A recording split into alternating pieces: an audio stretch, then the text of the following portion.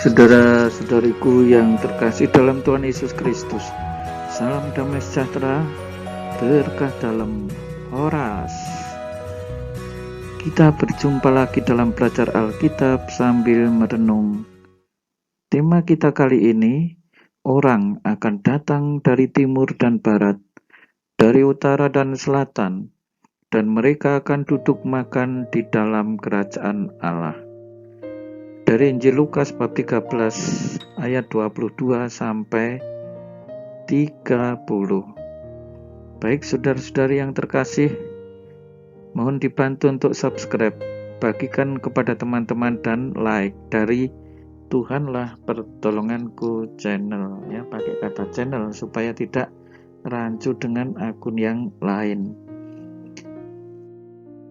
Saudara-saudariku yang terkasih, digambarkan di sini Yesus berjalan keliling dari kota ke kota, dari desa ke desa sambil mengajar. Kita lihat ya betapa semangatnya ya Yesus ini mewartakan kerajaan Allah, mewartakan pertobatan supaya orang mendapatkan damai sejahtera. Ya ini seperti orang ya dalam tanda kutip berjualan ya, tetapi bukan ya proses jual beli seperti itu. Itu berjualan dalam pengertian menawarkan rahmat. Ya, tetapi coba seperti apa tanggapan orang-orang itu? Ada juga yang menerimanya, ada juga yang menolaknya. Dan ada seorang yang berkata kepadanya, "Tuhan, sedikit sajakah orang yang diselamatkan?" Nah, di dalam konteks pewartaan ini kita akan melihat seperti apa pada akhirnya orang yang akan diselamatkan itu. Yesus menjawab, "Berjuanglah untuk masuk melalui pintu yang sesak itu." Itu berarti kalau disebut berjuang melalui pintu yang sesak, ada begitu banyak orang yang ingin masuk ke situ. Dan itu memang benar adanya ya. Dikatakan aku berkata kepadamu, banyak orang akan berusaha untuk masuk tetapi tidak akan dapat. Ya karena apa? Ya sebenarnya agak sulit ya, tetapi kalau disebut sulit mungkin juga tidak ya. Karena apa? Ada begitu banyak orang yang berusaha masuk dan sedang berjuang ke situ untuk berebut masuk. Nah, saudara-saudari yang terkasih, ayolah ya kita berlomba-lomba untuk mendapatkan rahmat dari Tuhan, rahmat kasih ya, sehingga kita pun juga bisa berbagi kasih dengan yang lain. Yang luar biasa, semangat Yesus inilah yang mestinya kita tiru. Dan ini memang memerlukan perjuangan, ini memerlukan salib. Barang siapa hendak menjadi murid Yesus harus mau memanggul salibnya. Jika tuan rumah telah bangkit dan telah menutup pintu, kamu akan berdiri di luar dan mengetok-ngetok pintu sambil berkata, "Tuhan, bukakan kami pintu." Dan ia akan menjawab, "Aku tidak tahu dari mana kamu datang." Nah, biasanya kalau kita sudah kepepet baru mengaku-ngaku sebagai murid Tuhan. Padahal tadi kan Tuhan Yesus mewartakan kemana-mana. Siapa yang menerimanya? Sedikit orang ya kan. Tetapi ketika pintu sudah ditutup, justru banyak orang mengaku-ngaku. Nah, saudara-saudari, di zaman ini juga kiranya itu yang bakal terjadi. Nanti saat Kristus datang dan pintu sudah tertutup, orang akan mengatakan, "Tuhan, Tuhan, bukakan kami pintu." Mengerikan sekali ya, karena apa? Jawaban Tuhan itu, "Aku tidak tahu dari mana kamu datang." Nah, lalu orang akan memberikan penjelasan seperti ini, "Kami telah makan dan minum di hadapanmu. Kami juga tahu engkau telah mengajar di jalan-jalan kota kami." Ini dijadikan argumen bahwa orang ini mengenal Yesus secara mendalam. Ya, tetapi apa yang terjadi? Ya ini tadi, aku tidak tahu dari mana kamu datang. Ia akan berkata, tidak tahu dari mana kamu datang. Nyahlah dari hadapanku, hai kamu sekalian yang melakukan kejahatan.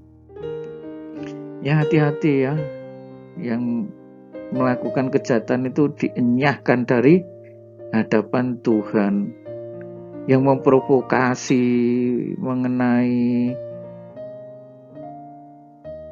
kebencian, yang memprovokasi orang lain supaya melawan temannya, yang memprovokasi, nah itu mereka tidak sadar bahwa itu pembuat kejahatan yang besar, itu menjadi sandungan.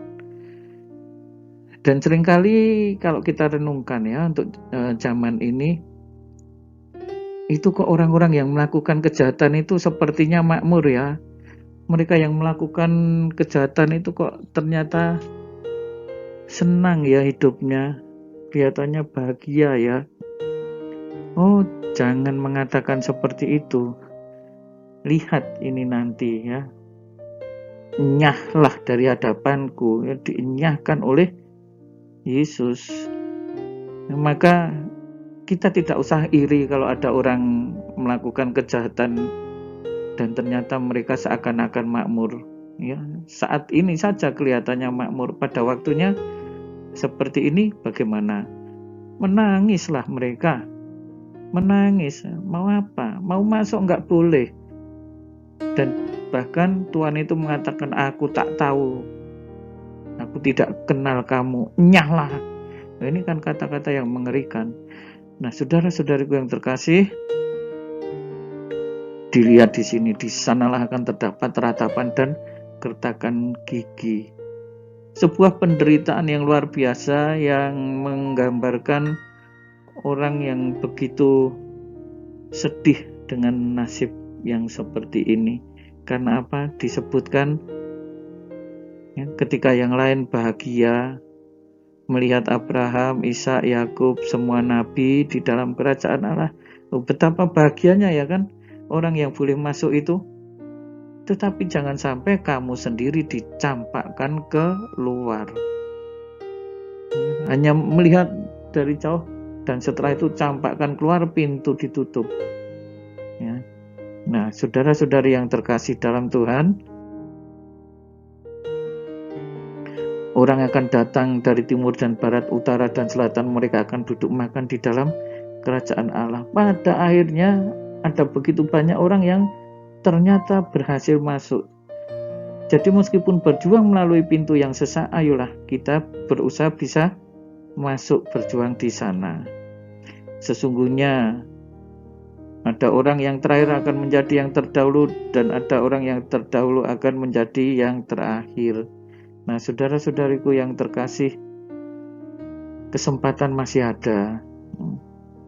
Kita sudah mengenal Yesus sejak dulu. Jangan sampai kesempatan itu terlewatkan dan menjadi hilang. Mantap terus ikut Yesus. Pada akhirnya kita akan memandang Abraham, Ishak, dan Yakub berbahagia bersama di sana. Tidak usah iri dengan orang yang melakukan kejahatan. Tak usah iri dengan orang yang memprovokasi, mengajak teman-temannya untuk melakukan kebencian terhadap sesamanya. Kita tetap berjuang di dalam kasih. Kita berjuang dalam kebaikan, demi kebaikan, agar nama Tuhan semakin dimuliakan di dalam hidup kita. Saudara-saudari, Tuhan Yesus memberkati. Berkat dalam Horas. Salam damai sejahtera. Saudara-saudari sekalian, pekerjaan saudara, aktivitas saudara, keluarga saudara dilindungi dan diberkati oleh Allah yang Maha Kuasa, Bapa dan Putera dan Roh Kudus. Amin.